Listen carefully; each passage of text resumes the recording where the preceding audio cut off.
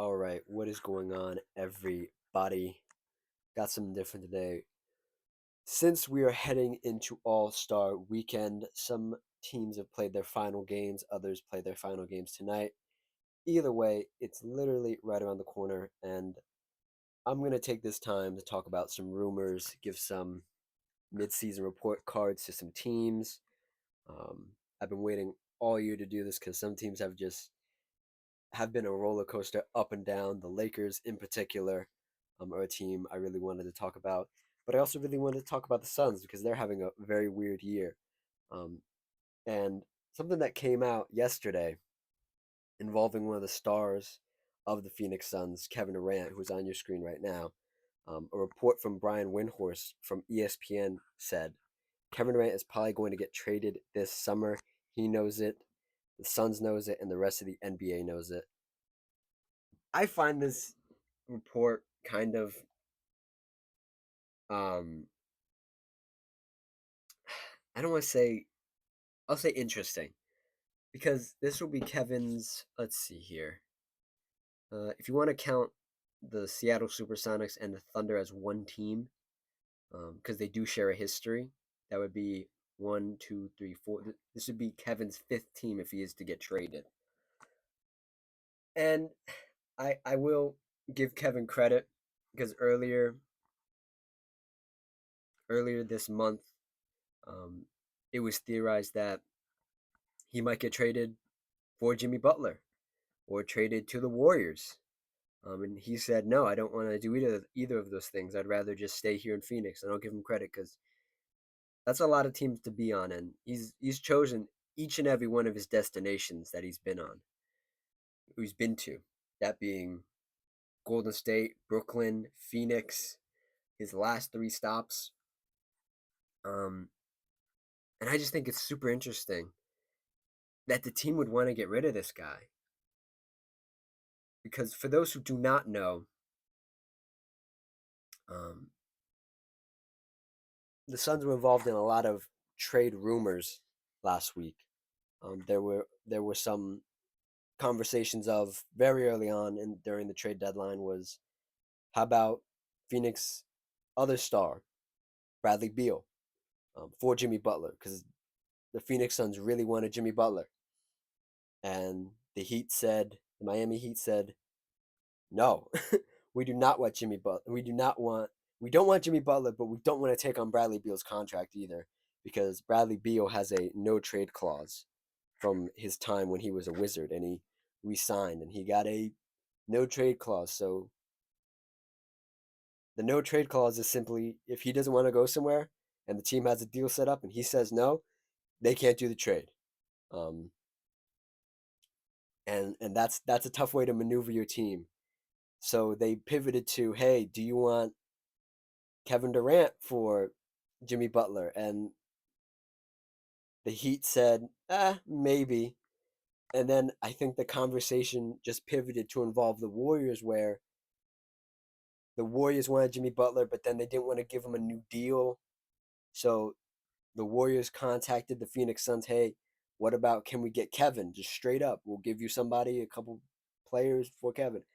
And Kevin Durant, the Phoenix Suns brought it to Kevin, and Kevin was like, no, I don't want to go back to the Warriors. And then the Warriors pivoted just straight up for Jimmy Butler. Just get the Phoenix Suns out of here. It does not need to be a three-team trade where Bradley Beal goes to Miami and then Jimmy Butler goes to the Phoenix Suns, and then Kevin Durant goes to the Warriors. It was going to be a big thing, and it just didn't happen. It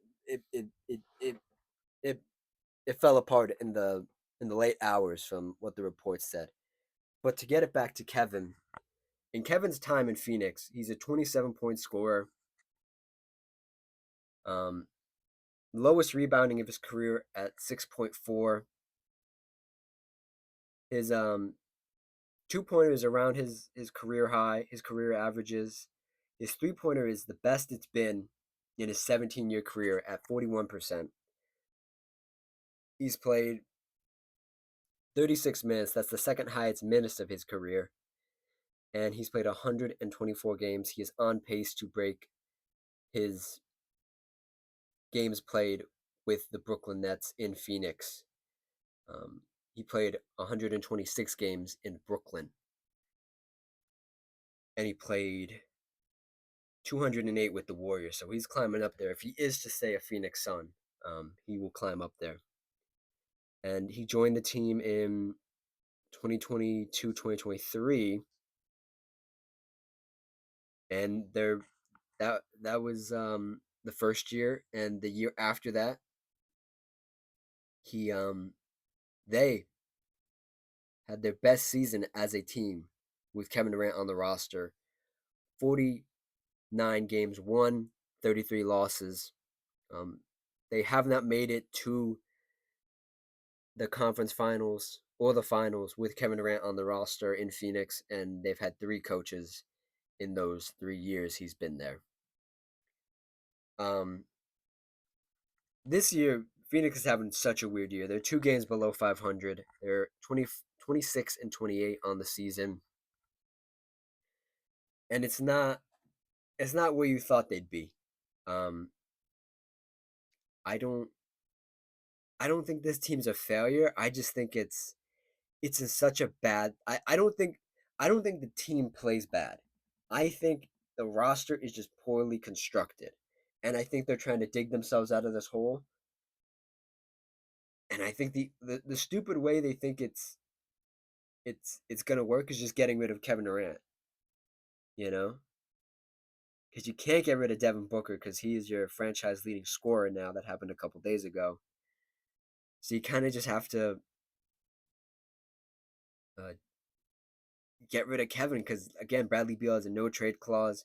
Kevin Durant has 1 year left on his deal next year, so he'd be a 1 year rental for any team that would want to get him. And yeah, it's weird. It's very weird that the Phoenix Suns would come out with this, and I don't know how much weight this report has to it. I think because it's Brian Windhorst, it has some weight, but man, to just get rid of Kevin after 3 years, I don't know. But let's hop into some teams real quick. We're gonna go through the teams by standings.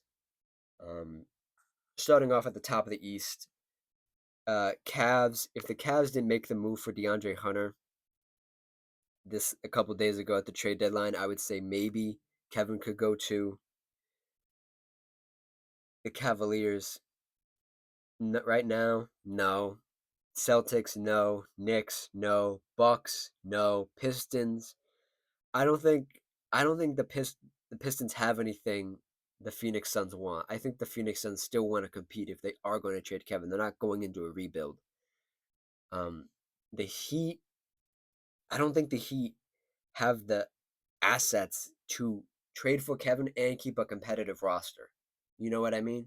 It would have to be like Tyler Hero for Kevin Durant, and then you just have Bam and Kevin. Does that get you far in the East? I don't think so. The Hawks, the Hawks are an interesting one. It depends how badly they want to compete.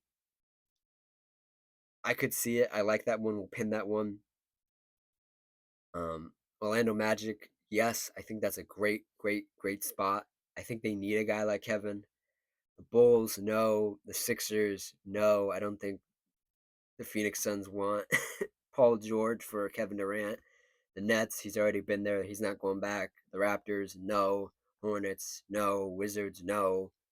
Um, just as a rule here, in the NBA, a lot of teams don't like to trade players in conference. So, like, say Houston Rockets came to the Phoenix Suns and said, "Hey, you can have anything except X, Y, and Z. Let's talk." And the Phoenix Suns might not want to trade him in conference because it might be a problem down the road. Let's move to the East, the West. Um, Thunder. No, I don't think Kevin needs to go back to the Thunder. I think that ship has sailed. Memphis is a very interesting one. Um, Denver's sort of interesting. It's the question of do the Suns want Jamal Murray and do they want a backcourt of Jamal Murray and Devin Booker. That's really it. Um, the Lakers, no. The Rockets, again, I like the Rockets personally. I think they said they're just going to ride it out this year and see what they have. And then in the offseason, see what they could get. Or if they need anything, they'll do it then. That kind of lines up with what the Phoenix Suns are trying to do. They're trying to get rid of him this offseason. The Clippers, no. The Timberwolves is a very interesting one. Him and Anthony Edwards, the star of the Timberwolves, have a great relationship. That'd be super interesting to see. The Mavericks, no. The Kings, no. The Warriors, no. Um, the Spurs. His first time around when Kevin was a free agent, um, it was between the Warriors and like the Spurs and the Heat in the late 2010s. I could see that with the Spurs. The Spurs would be super interesting. The Blazers, the Jazz, no, no, and the Pelicans, no. Um, man, let's see here. Let's see. Do the Hawks have the money to make this work? This is the question. I don't think the Hawks have the money to make this work. They don't have the money to make this work. Yeah, they can't do it. Um, the Magic, I think the Magic have, yeah, the Magic have the money to make this work. The Magic could be a team for Kevin. I'm just looking at the numbers. I'm not even punching in anything. I'm just looking at the numbers here. The thing is, this team the Phoenix Suns is a second apron team, so they can't aggregate any players in a trade, and like they have a bunch. There's nobody coming off the books except like Tyus Jones and Damian Lee and Monte Morris, like very small contracts, $1 million contracts. That's a huge problem. Bradley Beal's really messing the Phoenix Suns up, man, with this no trade clause. Yeah, the short story is the Magic can do it. Um, let's see, the Grizzlies. The Grizzlies is another interesting one I like. This is just me looking at the money. I'm not even punching anything in. I'm just looking at it. Um, oh yeah, no, they have the money to make this work. It would literally just be like Desmond Bain and like a couple other guys for Kevin Durant. Oof. I keep seeing this Bradley Beal no trade clause and it makes me sick. It makes me sick. Let me go back for 1 second and go look at the Pistons. Just look at the Pistons. Mm, yeah, they don't have the money to make this work right now. Damn. That's the crazy thing about this new NBA with the second apron and all this other stuff is like you need the money to work almost exactly sometimes. The Nuggets. Oh, the Nuggets are a second apron team. Damn. This gets tricky, man. We have all these thoughts about where these players could go, and then you go look into the numbers, and it's like, oh yeah, this team's in the second apron. This team's this. This team's that. Yeah, I don't know about the Nuggets financially. I don't know if it works for the Nuggets. The Rockets. eh, I don't think they have the money. A lot of these teams don't have the money. A lot of these guys have like young players where they need to be on a rookie extension to make the money work. You know. Yeah. Moving down to the Timberwolves. Oh, they're in the same boat as the Suns. They can't aggregate any players. Damn. Well, Julius Randle's going to be off the books, so that might loosen up some room for them for the Timberwolves. That might be an interest. That might be the only one that actually freaking works. Next to the Magic, that might be the only one that works. And then the last one, the Spurs that we talked about. The Spurs can do it. The Spurs are the ones that can actually do it. Like they could do it this offseason. It'd be a lot of contracts because they have a lot of young guys, but they are on those rookie extensions, so they do have a bit more money on their contracts to trade for Kevin. So It looks like it's the Timberwolves, the Spurs, and the Magic that actually could make it work financially and everything. So I think I think that's all I have to say about this. I mean, yeah, we went over everything. Yeah, I don't know. I just find it weird that the solution is for the Suns. Hey, let's trade our questionably our best player just to get something back. And hear me out here. Kevin Durant is 36, and he hasn't played a whole lot of games. He plays anywhere between 70 games and 40 games for the Suns. That's between the last 2 years of a sample size. Um, he Kevin Durant is still Kevin Durant. He's a 14-time All Star, a 4-time scoring champ, a 2-time NBA champion.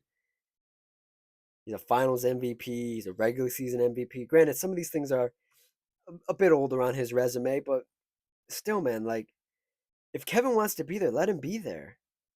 You know, and I get you in a sticky spot with this Bradley Beal thing, and I keep talking about it where Bradley Beal's messing this team up with his no trade clause. He is messing them up because they cannot get rid of his contract.